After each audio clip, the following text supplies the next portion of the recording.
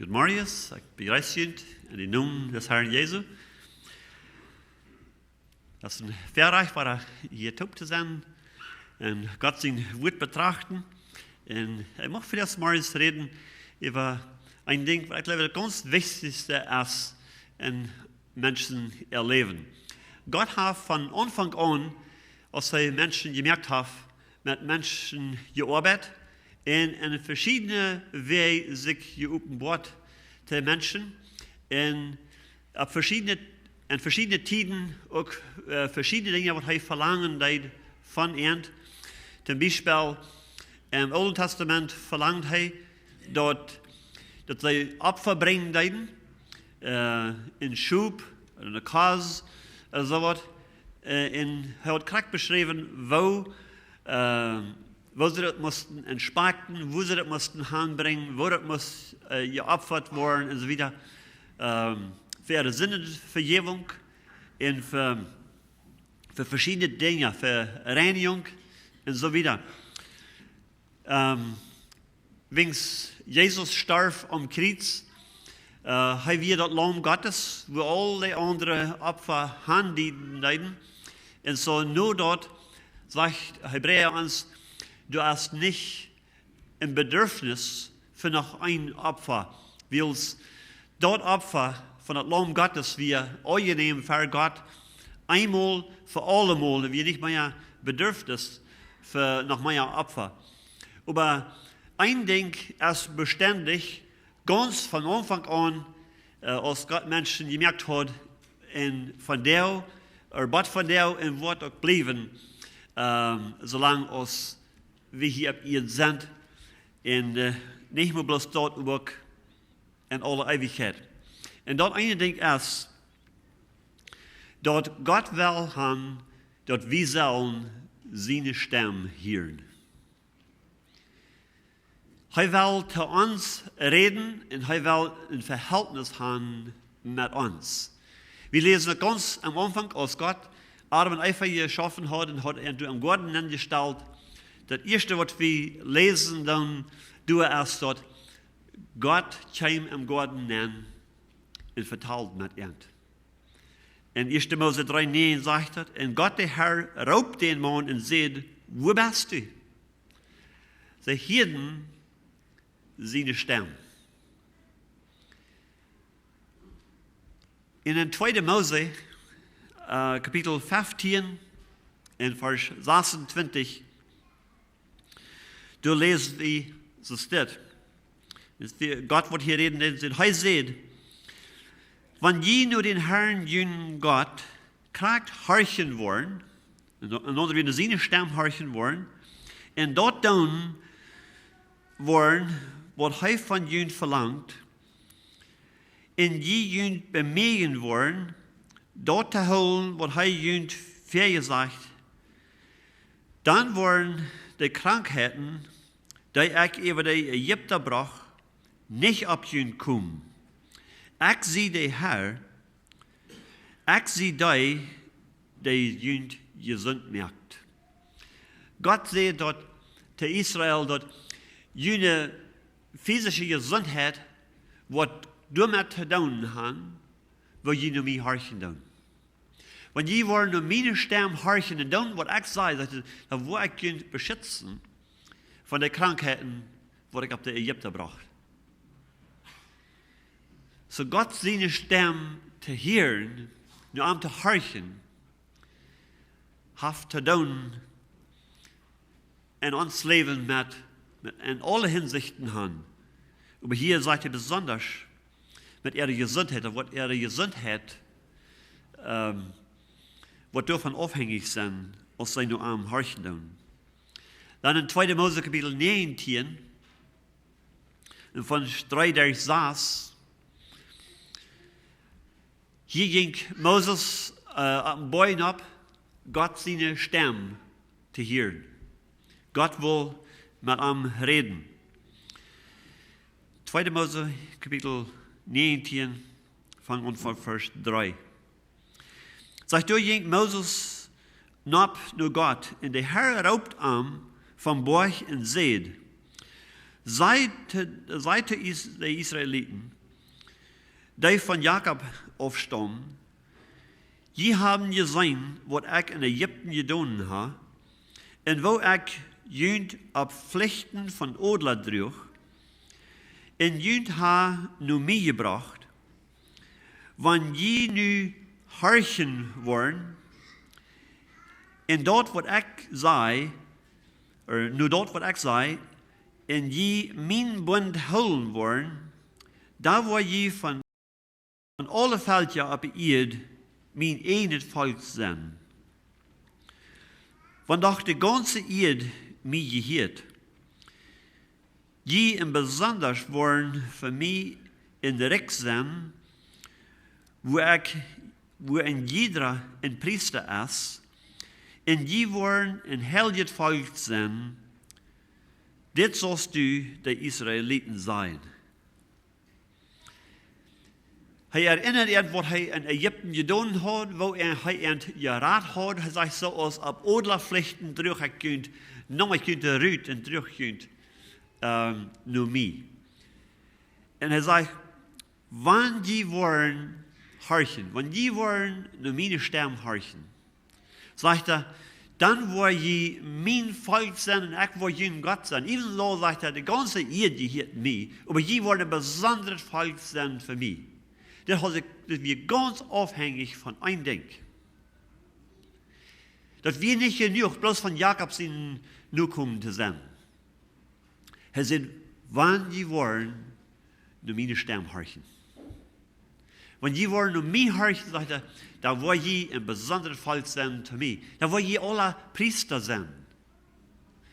Ich will ein Verhältnis haben mit ihnen. Je wollen mein Volk sein und ich will je Gott sein. Wann je um mich horchen wollen. Wir wissen, dass als Gott durch den Berg raufkam, und er wollte das ganze Volk Israel reden. Er will haben, die sollen alle seine Stimme hören. Aber die Menschen, die fürchten sich und die sagen zu Moses, wie wollen Gott seine Stimme hören? Wie fürchten also, wie wollen sterben, wenn wir seine Stimme hören? Da du bloß gehen mit Gott reden und dann sei uns, was Gott sagt, dann wollen wir das tun. Das ist Gott sein Plan. Aber das ist, was die Menschen wollen. Die wollen nicht seine Stimme hören. Weil dort schüttelt ihre Ohren nicht. Sie fürchten sich. Und so Gott redet zu Moses. Und Moses redet zu dem Volk Israel. Aber das wir nicht Gott sein Plan. Er will es mit Arbeit und Eifer mit ihnen reden. Du wirst sehen, Gott, Moses, dass sie sollen eine Stiftshütte bauen, ein Zelt in den Verhof merken, in den Tünderaum merken. Und durch Ben soll er die Arche nennen, wo die steinende Tüffeln mit der Gesatzbuben werden. Und durch sollen sie dort Opfer bringen. In dit Zelt da soll der Krieg werden, mank der Israeliten. Wo die ihre Zelt abgestellt hatten, und er bestellt Krieg, wo wohnt von der Stamm, soll ihr Zelt an der Südosten Seed haben, und an der Süden Seed, und an der Südwesten, und an der Westen. Und Krieg, der rund anbefehlen, wo die alle sollen ihre Zelt haben, stellen, aber sein Zelt wird Krieg in der März sein. Das heißt, er will Märden, mank und wohnen. Gott hat ein Verlangen, in Verhältnis zu haben mit ihnen. Und er will hören, dass die Menschen würden seine Stimme hören, so dass er ein besonderes Volk sein zu ihm, dass er ein besonderes Verhältnis haben mit ihnen. Nicht so als der ewige Port von der Welt, aber ein besonderes Verhältnis haben mit ihnen. Und er will ihnen sagen, was der Gott wir vereint, so dass sie können gesund sein und so dass die ganze Welt wird sein, dort Israel ein besonders gesegnetes Volk wir, willst du seine Stimme hören. Aber Israel will nicht. In 5. Mose, Kapitel 28, just als sie an das Land nennen in das Land Kanaan. Euer Moses gestorben ist. Jij hat noch einmal eine Botschaft von Gott in der Warning in 5. Mose 28, Vers 1 und 2. Wir sollen actually das ganze Kapitel durchgehen, aber wir wollen ein paar Versen durchlesen. 5. Mose 28, Vers 1 und 2 sagt er, wenn je den Herrn, den Gott wollen, gehorsam sein, und andere wird nur seine Stimme horchen, und wollen all seine Geboten holen, die er jünt von der jaft, dann wird der Herr jünt Gott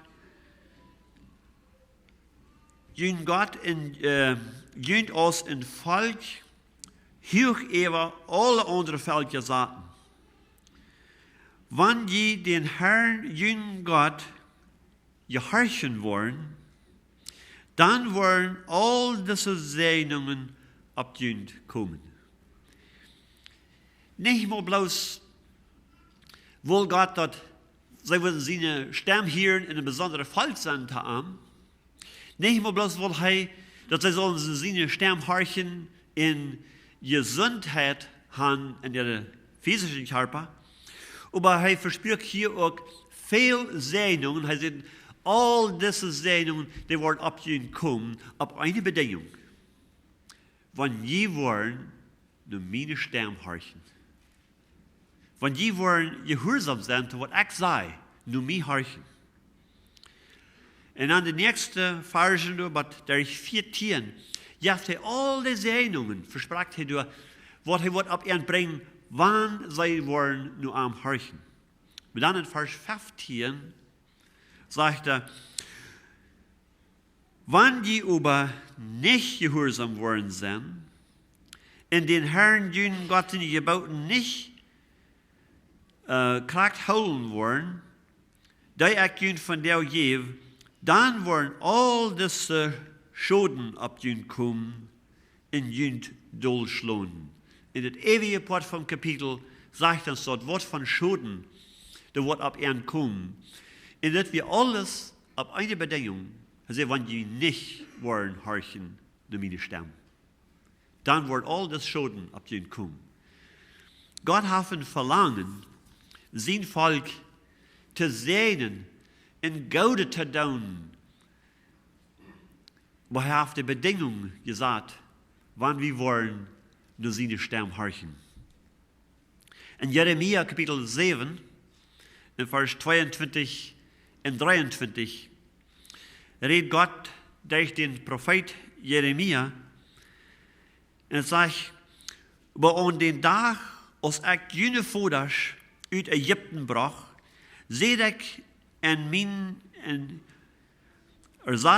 meine Geboten toe an, nicht wie ein Brandopfer oder Schuldopfer. Was ich von an verlangt, wie dort sei mir gehorchen sollen. Und dann würde ich ihr Gott sein, und sie würden mein Volk sein. Leeft du noch, als ich jünt sei, und dann wird jünt dort Gott uitkommen. Gott redet hier zu dem Prophet al viele Jahre later, als al lang weer in das verheißene Land was. Und sie hatten Ware, sich von Gott weggedreht, und wir in ihren eigenen Weg gegangen. Und immer war roept Gott ab und sagte ihm, ich will haben, die sollen nur mich horchen. Wenn die wollen nur mich horchen, dann wird ich ihn segnen. Und wenn die nicht wollen horchen, dann wird ich ihn auch strafen. Und er sagt hier, dort als er erinnert, sagt er, als ich die jene Voders reden, als ich die Ägypten rütbrach, mein Verlangen wir nicht, dass soll unseren Opfer bringen. Das ist nicht, wo ich die von reden leid. Wo ich die von reden leid, ist, dass sie sollen meine Stimme horchen. Sie verlangen wir nach gleich dasselbe, als wir am Garten Eden wir. Er will ein Verhältnis haben mit ihnen. Er will mit ihnen Gemeinschaft haben. Er will haben, die sollen nach ihm horchen. Und dann sagt er, wo ich nur jünt horchen. Ich will jüne Gebete hören. Und ich will die beantworten. Von jene mich horchen dann. Das wir Gott sehen verlangen. Ganz durch den Alten Testament sei wir dort immer weiter, Gott raubt die ab, sie sollen am horchen. Well, what about im Neuen Testament? Nu kam Gott selbst rauf, manch sein eines Volk, sagt, er kam nur seine eine, in Johannes 1, Vers 12. Und was tat er? Er redet te End. Er sagt, ich rede nicht meine eine wird, aber alles, was ich von den Vater hier sehe, hey, das sei erkannt. Was ich den Vater sei, das tue ich. Ich tue nicht über mich selbst. Ich bin nicht gekommen, mich selbst zu dienen oder zu bedeuten zu sein, aber zum Dienen in mein Leben Hand zu geben für viele. Und so heute kam und gab Gott sein Wort. Das wir Gott seine Stimme, was der Vater reden hat. Und was wir der Hauptpunkt, was er betonen hat. In Johannes Kapitel 10. Ich will durch etliche Verse lesen. Johannes Kapitel 10, fangen an von Vers 1 durch 5. Weil sein, was wir Gott sehen verlangen.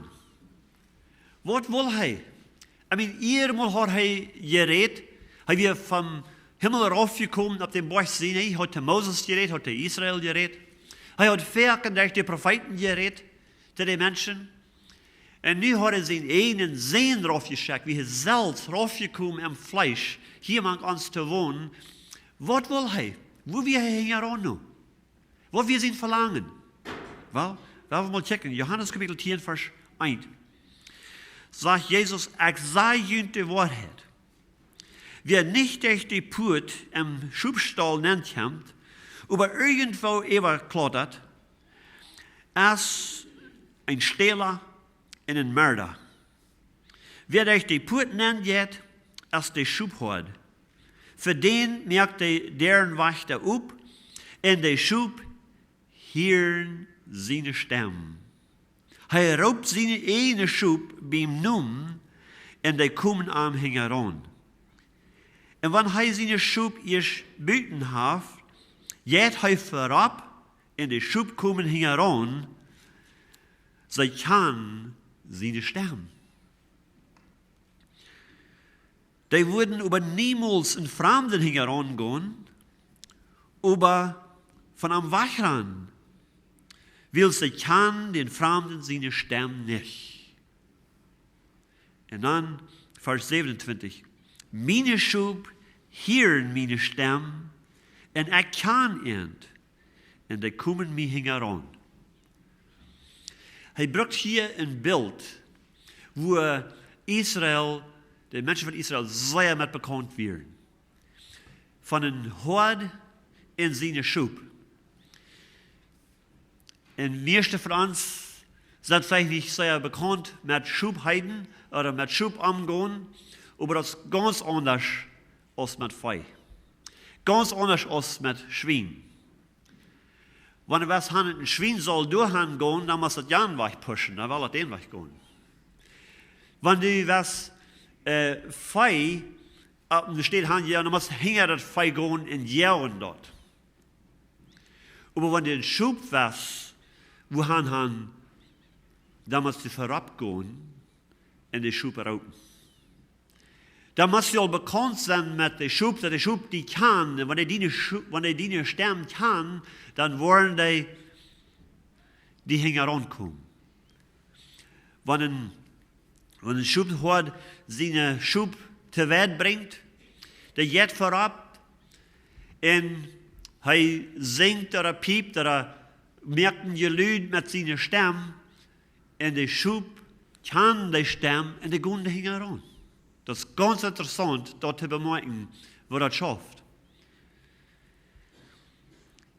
Und das wird das Bild, was Jesus braucht, das Beispiel, zu mir halten wiesen, was Gott sein verlangen wir. Gott sagt, ich will dich nicht so als Schwein behandeln. Ich will dich nicht so schüven, so als Vieh, jauen. Aber ich will dich leiden, so als ein Hort, seine Schub. Und hat alles zu tun, mit dass er seine Stimme hier und da. Und Jesus sagt, wer meine Stimme hört und mich nur folgt, das ist mein Schub. Das ist, was er weiß, was sein Schub ist. Ich hier ein Zeugnis von einer, was wir in Israel gewesen, also wir bei einem Baum gewesen, wo mehrere Horde wir taub gekommen haben, ihre Schub durch Wasser gegeben. Und wir 3 Horts gewesen, beim Baum durch, und hatten, der Schub wir alle durcheinander gewesen, die hatten am sich Wasser abgeholt und am Trachten gegoten, und solange die Schub alle hatten, genug gehabt, und dann wird die Schub, die Horts, in verschiedene Richtungen gegangen und hatten ihr Gelüt gemerkt. Und die Schub, die wir bis alle krack irgendwo hingegangen. Die hatten nicht Angst haben, dass ein von ihren Schub würde vielleicht in einen anderen Hort hingerangehen. Die werden alle den Hort hingerangehen und hat es gesehen, wo das schafft. Und das sieht Jesus, ihn zu wissen, was sein Verlangen wir verändert. Er will so ein Verhältnis haben mit ihm, dass sie seine Stimme kennen und dass er am wahrlich herankommen. Weil die Schub, die sind das gewarnt, dass die Horde für ihn versorgen wird.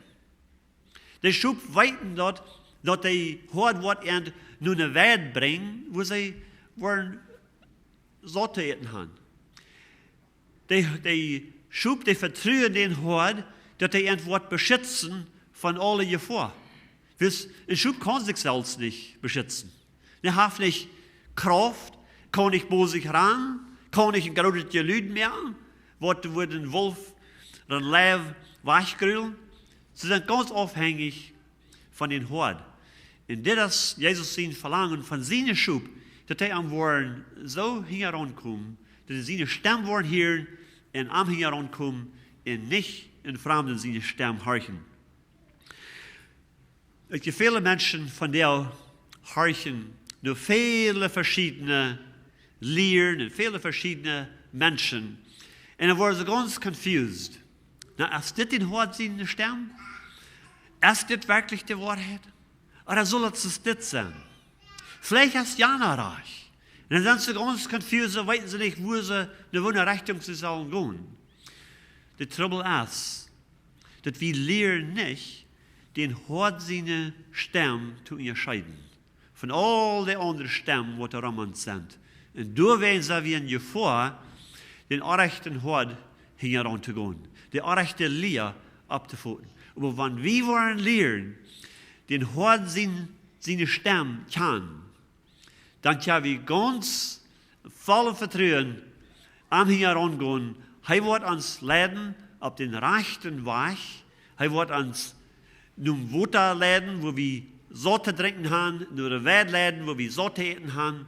Und er sagt eben, wenn wir durch den Tod von den Schatten, von den Tod gehen, so dürfen wir nicht fürchten, was er ist bei uns. Sein Stock, den Hort sein Stock, sagt er, der beschützt uns. Und das ist, was David im Psalm 23 so klar ausleihen hat. Er selbst wie ein Hort und hat ein gutes Verständnis, was er meint, in Hort, in Schub, Verhältnis zu haben. Und dann sagt er, der Herr ist mein Hort. Er sagt, ich will mich nicht düren über verschiedene Dinge. Ich will nicht fürchten, weil er lädt mich auf gute Wege, auf rechte Wege, um seinen Namen zu helfen. Wir haben alles zu tun mit den Hort seinen Namen, mit den seinen Reputation. In der Hort hat ein Hort für seine Schub. Und er will so hören, dass wir sollen seine Stimme hören. Weil ihr uns Leben, unsere Gesundheit, unser Verhältnis mit ihm, uns ewiger Zustand hängt von einem Ding auf. Als wir seine Stimme hören dann. Sag uns, an den letzten Tag von der großen Fast stand Jesus ab in Jerusalem und hier wären Tausende Menschen gekommen von all ganzen Land Israel und von vielen anderen Ländern. in den letzten großen Tag von der Fast, sagt er, dann steht er ab und er raubt mit einer lauten Stimme, sagt er, wenn irgendwem darscht, lass ihm nur mich kommen und ich will am Leben jetzt Wasser geben zu trinken. Wer immer seine Stimme hört und horchen der lebt. Das habe ich ganz vom Anfang an vom Garten Eden. Gott kam im Garten und sagt, Adam, wo bist du? Er will mit einem Gemeinschaft haben. Er will haben, soll seine Stimme hören. Und das sei wie ganz durch die Bibel, ganz durch das Alte Testament, auch im Neuen Testament. Das ist Gott sein Verlangen. Und das ist das Wichtigste in uns Leben, dass wir lernen, seine Stimme horchen. Gott seine Stimme, den hört seine Stimme, ist eine persönliche Stimme. Das ist nicht bloß eine Stimme, die er ausraubt zu allen Menschen, aber er raubt zu dir und mir persönlich. Hör mal, was Jesus sagt in Johannes 10, Vers 3. Er sagt, er raubt seine eine Schub beim Namen. Das ist ein persönlicher Raub. Er will, du und ich persönlich sollen seine Stimme hören.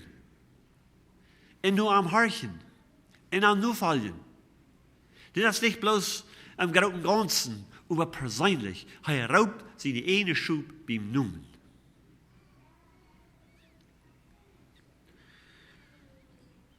Zweitens, seine Stimme ist nicht something, was wir antworten können, something, was wir sein können.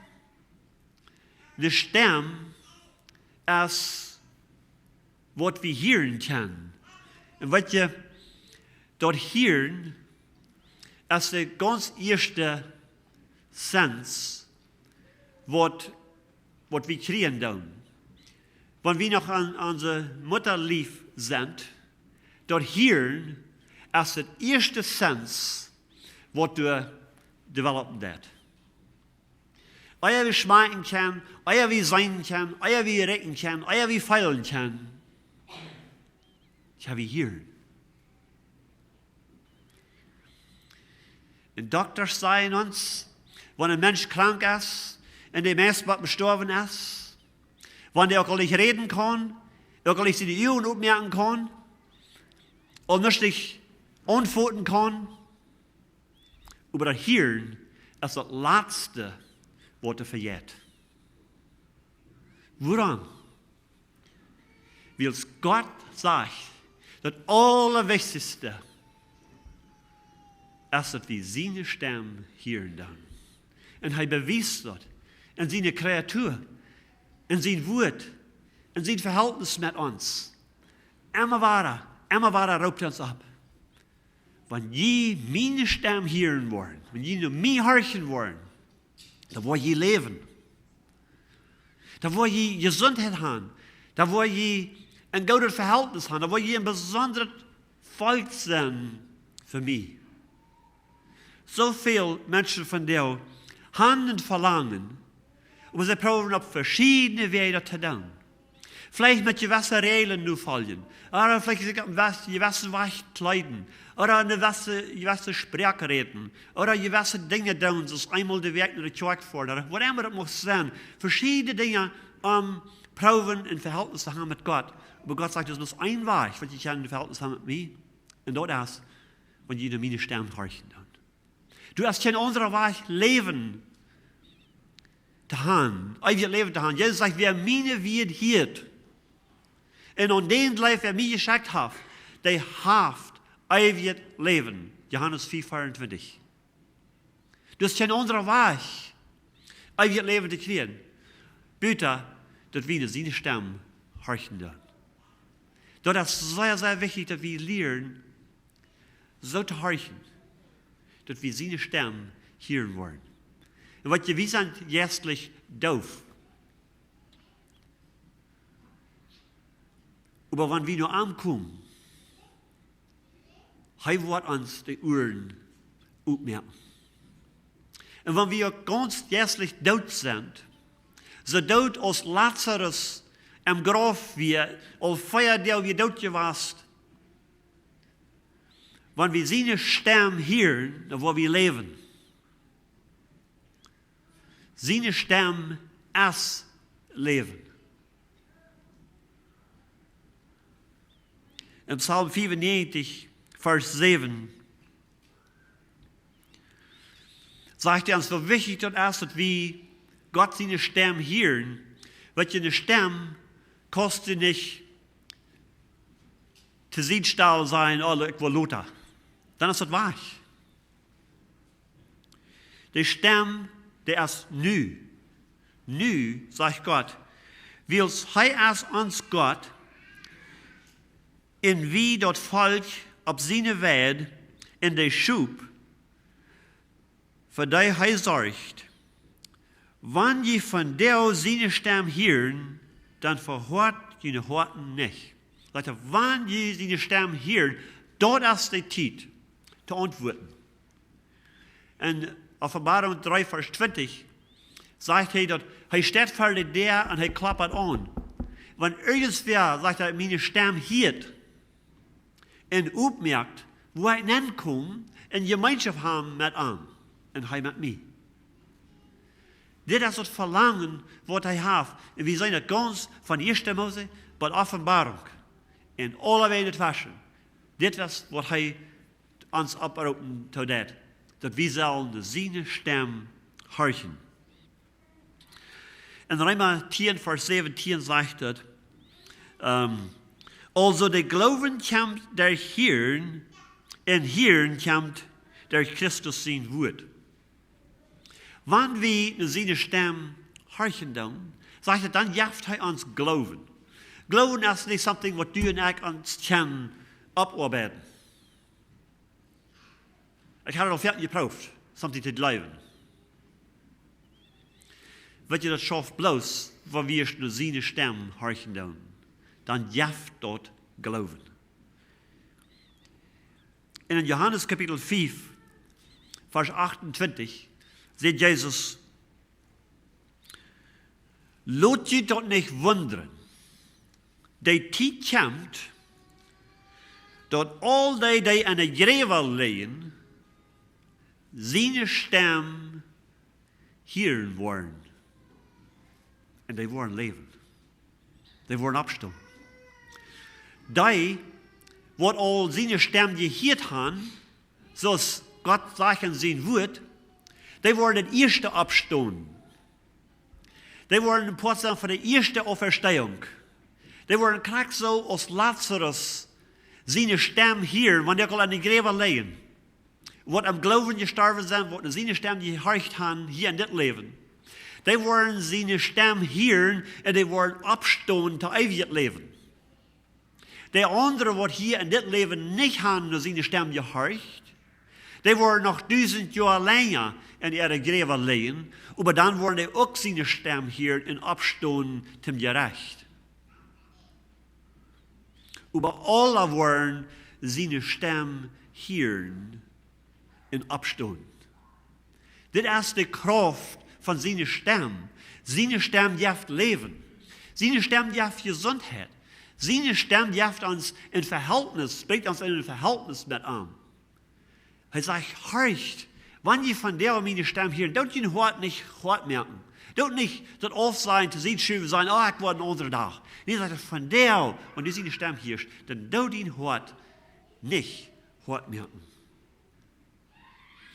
Horch, nur seine Stimme in Leben. Und wenn du jetzt dich nicht hören kannst, dann komm nur Jesus, kriegst so die Menschen, die aus hier ab ihr wir. Die werden sondern die werden blind. Die können nicht sehen. Die kamen zu Jesus und Jesus sagt, was weißt du, für die tun soll? Dann sagt Bartimäus, oh Herr, dass ich sein kann. Dann sagt Jesus, mochte das dir passieren, dass du gelebt hast. Die Glauben haben die sein gemerkt in seinen Augen, werden auch. Die werden so eine Menschen, die stammen werden, die kamen nur und er möchte die reden. Die werden so eine, was der doof werden, die kamen nur en hij maakt de oren op dat hij horen kan. Er werden zonnen wat gelähmt werden, wat krank werden, en der roept nam aan, en hij heilt end en recht end op. Hij is dezelfde van jou. En wanneer je niet de fähigkeit hebt zijn stem te horen, dan komt nog aan en zegt hem, vraagt hem, hij wat je oren opmerken, zodat je kan horen zijn stem. Omdat je leven kan, dat je kan gemeenschap hebben met hem, dat het kan goed gaan voor je en voor je familie. Dit is zijn verlangen. En leert zijn stem zo kan, dat wanneer je te een vark en een weg komt, dat je worden horen kan, de stem wat er zegt, dit is de weg, go hier ben. Dan wil je niet sterven. Je vechten, om verleid te worden, om recht weg te gaan, dan wil je klaar weten. Je wordt hoort zijn stem horen kan, en am nu volgen. En hij wordt je leiden, wat om eng, en gouden eng. En eng, wat je erwarten, dan zegt hij, dat is wat zijn verlangen is. Hij zegt, ik weet wat ik een plan heb voor je. Ik heb gouden een plan voor je, niet slecht. Ik wil je een volle leven geven, en eeuwig loon geven. Dit is zijn stem, wat hij ons zegt, hier in zijn woord. Mocht wie wellig zijn,